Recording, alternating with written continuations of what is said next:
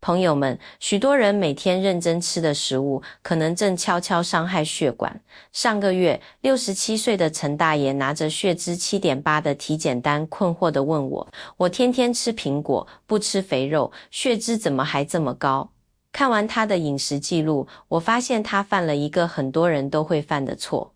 我是王雪梅医生，临床工作近30年。一个现实是，我国成年人中血脂异常比例已超 40%， 很多人却毫无察觉。高血脂是沉默杀手，它不痛不痒，却会像水垢一样在血管内壁不断累积，形成动脉粥样硬化斑块，让血管变窄、变硬、变脆。一旦斑块脱落，堵塞关键血管，就可能引发心梗或中风。这些往往是蓄谋已久的突然袭击。常见的认知误区有3：一是认为只有胖人才会血脂高，其实饮食习惯才是关键；二是以为只要不吃肥肉就行，实际上过多精致主食和糖分同样会转化为甘油三酯；三是觉得没有症状就没事，等出现胸闷、头晕时，血管可能已堵塞超过 80%。定期检查血脂是及时发现问题的关键。如果您超过1年没查过，建议尽快安排。那么，吃什么才能真正帮助血管呢？以下是我根据近30年临床经验和营养学研究总结的护血管食物榜，它们并非昂贵保健品，而是菜市场里常见之物。陈大爷在调整饮食，重点加入其中一样后，3个月血脂从 7.8 降到了 5.2。想知道这份榜单吗？敬请关注，下期我们将从第10名开始，一一揭晓哪些食物是血管真正的好朋友。如果您或家人有血脂困扰，欢迎在评论区留言，我会认真查看。好了，我们接下来进入正题。第10名是绿茶。很多老朋友有饭后泡杯茶的习惯，觉得解腻，您知道吗？它还真有点刮油的本事。茶叶里有个宝贝叫茶多酚，特别是绿茶里含有的儿茶素，它能给血管壁上一层保护膜，阻止脂肪往上沉积。有研究显示，每天喝上2-3杯淡淡的绿茶，坚持3个月，那个坏胆固醇能降下来 5% 到 10%。不过这里有个关键点，茶一定要喝淡的，千万别加糖，加了糖效果就大打折扣了。最好是2餐之间或者饭后1小时喝，宁可别空腹灌浓茶，那样太伤胃。就像杭州那边老茶客泡龙井的法子，一小撮茶叶，用80度左右的热水慢慢泡，细细品，茶不一定得多贵，但贵在坚持。第9名是大蒜。去年有位姓赵的老先生来复查，血脂从 7.2 降到了 5.8。我问他是不是按时吃药了，他笑着摆摆手说，王医生，药我可没多吃，我就是听您的，每天吃饺子，拌凉菜多放点蒜泥。大蒜里头含有大蒜素，这东西能直接给肝脏下达指令，让它少生产点胆固醇，相当于给胆固醇的生产车间按了个减速键。但这里有个小窍门，很多人不知道，大蒜得捣碎了，在空气中暴露个10到15分钟，让它和氧气充分接触，大蒜素才能最大限度的形成。所以生吃蒜泥的效果是最好的。如果实在怕辣，可以把蒜泥拌在凉菜里，或者炒菜时多放点蒜末，虽然效果打点折扣，但总比不吃强。咱们北方人吃饺子配蒜泥这个传统，其实充满了智慧，每天吃上1-2瓣，量不用多，坚持下去就有用。第8名是茄子和秋葵，但这里我要先画个重点，吃这2样，千万别过油炸。你要是把茄子扔油锅里炸成茄盒，那它不但不降脂，反而成了吸油大王，让你吃进去更多的油。为什么呢？因为茄子本身的结构就像一块大海绵，特别能吸油。你用大量油去烧它，它先把自己吸得饱饱的，你再吃下去，不就等于把炒菜油都喝进肚子了吗？但如果做法对了，茄子和秋葵就是降血脂的好帮手。它们富含膳食纤维和果胶，吃进肚子到了肠道，就像一块高效的吸油海绵，能把多余的胆固醇和脂肪物质吸附住，然后随着大便一起排出体外。秋葵切开那黏糊糊的汁液，也是天然的脂肪吸附剂。正确的吃法是清蒸、烤箱烤或者直接凉拌。比如广东人爱吃的蒜蓉蒸茄子，就是非常健康的做法。茄子蒸得软软的，淋上一点生抽或蒸鱼豉油，撒上蒜末和葱花，味道鲜美，对血管又好。记住口诀：能蒸则蒸，能拌则拌，远离油炸和重油红烧。第7名是橄榄油，都是油，为什么猪油、牛油吃了容易生血脂，而橄榄油却能帮助降血脂呢？关键在于它们的内在结构不同。猪油、黄油这些动物油富含饱和脂肪酸，它们在常温下是固体的，像一块块小油脂块，容易沉积在血管壁上。而橄榄油呢，它富含的是单不饱和脂肪酸，是液态的，流动性好，它不但自己不容易沉积，还能帮着降低坏胆固醇，提升好胆固醇，相当于给您的血管换了一种更顺滑、更不容易残留的润滑油。可能有人会说，王医生，橄榄油听着高级，也贵，我们一直吃花生油、菜籽油不是也挺好？这些油确实是不错的日常用油，但如果您已经查出血脂偏高，把一部分烹调油换成橄榄油，效果会更明显。用法很简单，拌凉菜的时候，用橄榄油代替芝麻香油，拌黄瓜、拌木耳、拌菠菜都非常清香。哪怕是拌凉面，用橄榄油加上醋和蒜泥一调和，口感清爽又健康。但务必记住，再好的油也是脂肪，每天总量控制在2小汤勺以内，可别因为它健康就敞开用。第6名是牛油果。很多人看它外表油润，切开也腻腻的，就觉得吃了肯定长胖，这其实是个误会。牛油果的油和橄榄油一样，主要是不饱和脂肪酸，是好油。美国心脏协会做过一个研究，让血脂高的人每天吃一个牛油果，12周以后，他们的坏胆固醇平均下降了 13.5%。它的原理很有意思，可以叫做以好油换坏油，就是用我们吃进去的好脂肪去置换，稀释血液里那些坏脂肪。怎么吃呢？最简单的方法，切片夹在全麦面包里当早餐，或者倒成泥代替沙拉酱，黄油抹在面包上，也可以和牛奶、无糖酸奶一起用料理机打成奶昔，口感丝滑，味道很好。但是要注意，牛油果的热量确实不低，一个中等大小的牛油果，热量差不多顶1碗半米饭，所以每天吃半个到1个就足够了。吃多了，好油也会变成身上的赘肉。接下来就是前5名了，个个都是保护血管的实力派。第5名，猕猴桃。曾经有患者很疑惑地问我，王医生，我看都说苹果好，我天天吃一个，怎么血脂没动静呢？我告诉他，苹果是健康，但单论辅助调节血脂这一项，猕猴桃可比它厉害不少。为啥呢？第一，猕猴桃的维生素 C 含量非常惊人，是苹果的10倍左右，甚至是橙子的2倍。维 C 是强大的抗氧化剂，能保护血管内皮，减少胆固醇被氧化沉积。第二，它的膳食纤维和果胶含量特别丰富，能在肠道里减少脂肪的吸收。有研究让血脂偏高的人每天吃2颗猕猴桃，8周以后，他们的好胆固醇上升了 15%， 甘油三酯下降了 10%。还记得开头那位陈大爷吗？他后来除了改变主食，还坚持每天吃2颗猕猴桃，这也是他成功降脂的原因之一。他后来复诊时跟我说，王医生，以前也知道猕猴桃好，没想到这么有用，现在早上1个，下午1个，都成习惯了。怎么吃方便呢？对半切开，用小勺子挖着吃就行。如果觉得绿心猕猴桃有点酸，可以选择黄心的，口感更甜，也可以切块拌酸奶或者做水果沙拉。不过因为它性偏寒凉，肠胃比较弱的朋友别空腹一下子吃太多，每天1-2个的量正合适。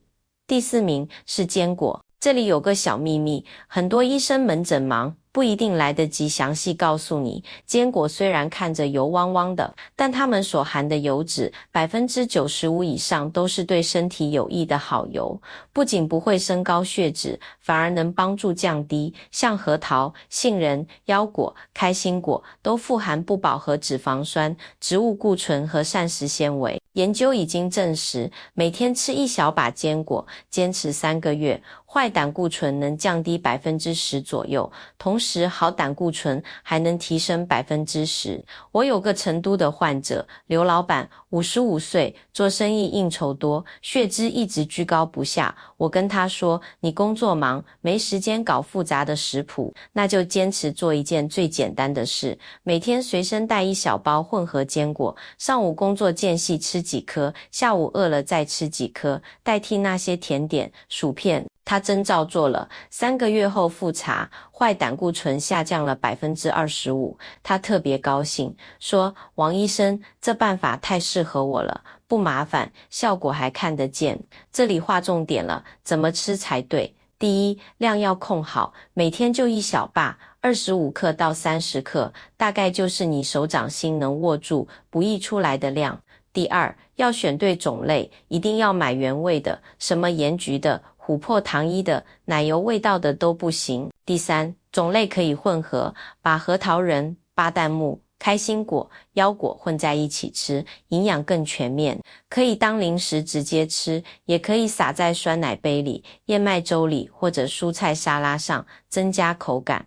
第三名，豆类和豆制品。关于豆制品，民间一直有些争论。很多人问我，王医生，豆腐、豆浆到底能不能天天吃？有人说吃了好，有人说吃多了不好，特别是对男性。今天我给大家一个明确的，基于现代营养学的答案，不仅能吃，而且应该鼓励天天吃。无论是红豆、绿豆、黑豆、鹰嘴豆这些杂豆，还是豆腐、豆浆、豆腐干这些制品，都是降血脂的宝贝。原因有3。第一，它们富含可溶性膳食纤维，就像肠道里的稀有海绵。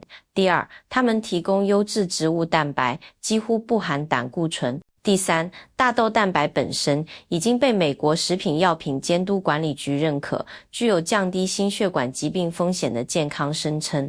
我的一位上海患者周阿姨，62岁，是位退休教师，她常年吃素，但血脂还是高。问题出在哪呢？原来她不吃肉以后，主食吃得更多了，而且都是白米饭、白面条。我跟她说，周阿姨，您吃素的大方向是对的，但要用豆制品来替代一部分精细主食，而不是用更多米饭来填补不吃肉的空白。她调整了饮食，早餐必有一杯无糖豆浆，中午和晚上保证至少有一道菜是用豆腐或豆干做的，煮饭时也会抓一把杂豆一起煮。3个月后，她的甘油三酯从 4.2 毫摩尔每升降到了 2.1 毫摩尔每升。她特别激动，说原来吃素也得讲科学啊。那具体怎么吃呢？早餐一杯无糖豆浆，记住别加糖。午餐或晚餐让豆腐、豆干成为餐桌常客，比如家常豆腐、麻婆豆腐、少油版、白菜豆腐汤。做饭时在白米中掺入一把红豆、绿豆或黑豆，做成杂豆饭。有人说，王医生，我吃豆子容易胀气，这很常见，因为肠道需要适应。解决办法是豆子提前浸泡6到8小时，煮得烂烂的，从少量开始吃，让肠道菌群慢慢适应，通常坚持1周左右，胀气情况就会大大改善。记住一句话，得豆者得血管健康。第2名，深海鱼。如果我说有一种食物能让你的血液不那么容易凝结成块，你相信吗？像三文鱼、沙丁鱼、金枪鱼、青枪鱼、青花鱼这些深海鱼，在营养学界的地位非常高。因为它们富含欧米伽3脂肪酸，这是降低甘油三酯的王牌营养素。你可以把欧米伽3想象成一支血管内部的特种清洁队，专门负责打捞、清理血液里过多的油腻垃圾，让血液恢复清爽流畅的状态。这也解释了为什么像山东、福建这些沿海地区，老人们常吃海鱼，心脑血管疾病的发病率普遍比内陆地区要低一些。美国心脏协会的研究表明，每周吃2到3次深海鱼，每次吃一个手掌心那么大的一块，坚持3个月，甘油三酯可以降低 20% 到 30%， 坏胆固醇也能降 10% 左右，同时提升好胆固醇。这个效果比很多昂贵的保健品都要实在。可能有朋友会说，我们住内陆，买不到新鲜的海鱼怎么办？没关系，现在冷链运输很发达，超市的冷冻柜里通常都有速冻或冰鲜的深海鱼，营养价值保留的也不错，一样有效。做法上，清蒸是最好的，能最大程度保留欧米伽负3，红烧、烤箱烤也可以，但千万别用油炸，高温油炸会破坏宝贵的营养素。如果实在不方便经常吃鱼，可以考虑质量可靠的鱼油补充剂，但最天然、最理想的还是直接吃鱼。我的建议是，试着把一周21顿饭里有那么3-4顿把猪肉、牛肉换成鱼肉，你的血管会感激你这个决定的。好了，终于到了揭晓第1名的时候了，大家猜到了吗？可以把你的答案打在评论区。第1名就是燕麦，很多人可能会意外，王医生，为什么是平平无奇的燕麦？为什么不是营养丰富的深海鱼或者坚果？我告诉你，燕麦之所以能稳坐头把交椅，靠的是它的核心武器贝塔葡聚糖。这是一种可溶性膳食纤维，它进入肠道后，遇水会形成一种非常粘稠的凝胶状物质。这种凝胶就像一块超级强力的生物吸附胶，能牢牢地吸附住肠道里的胆固醇和胆汁酸。胆汁酸是由胆固醇转化来的，然后把它们包裹起来，随着粪便排出体外。它的作用非常直接，不需要经过复杂的体内代谢，就在肠道里就地解决了问题。大量的实验数据证实，每天摄入3克以上的贝塔葡聚糖，这大约相当于1小碗煮的浓稠的燕麦粥的量。坚持几周，坏胆固醇就能降低 5% 到 10%。我手上有好几个活生生的例子，北京那位陈大爷就是每天早上1碗燕麦粥，配合其他调整，3个月血脂从 7.8 降到 5.2。上海的周阿姨把精米白面换成燕麦杂粮饭，配合豆制品，甘油三酯成功下降。成都的刘老板早餐燕麦粥配上坚果，坏胆固醇也显著改善。3个人情况不同，但都有一个共同点，坚持吃燕麦。这不是偶然，是燕麦里的贝塔葡聚糖在必然的发挥作用。那怎么吃才最有效呢？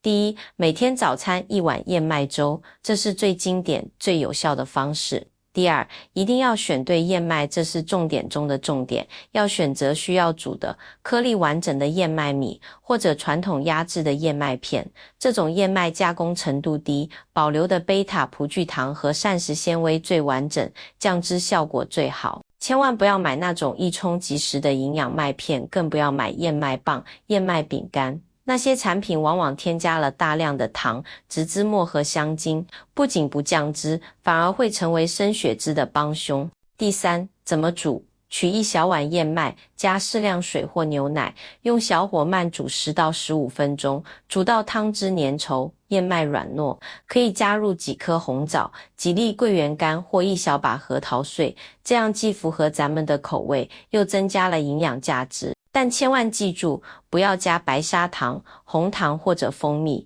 加了糖，这碗粥的保健意义就大打折扣了。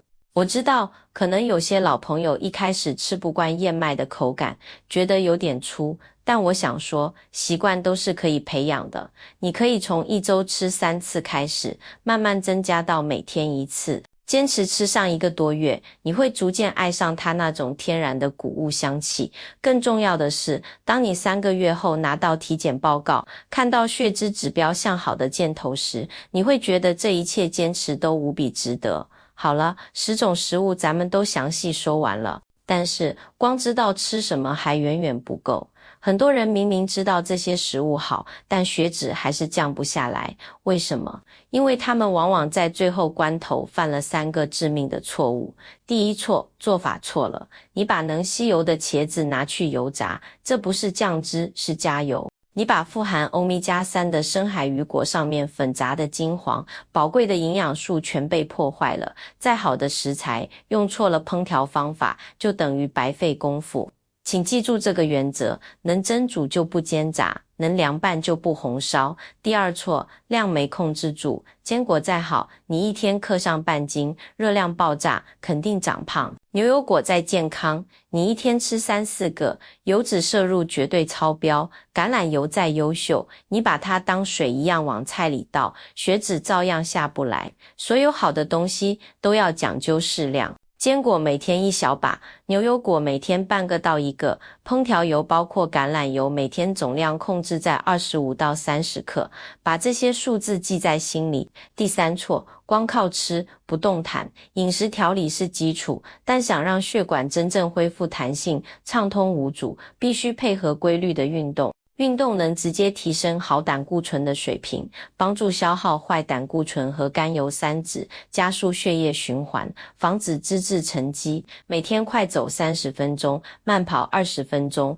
游泳半小时都是非常好的选择。记住并做到以上3点，你在降血脂这条路上就已经超越了 80% 的人。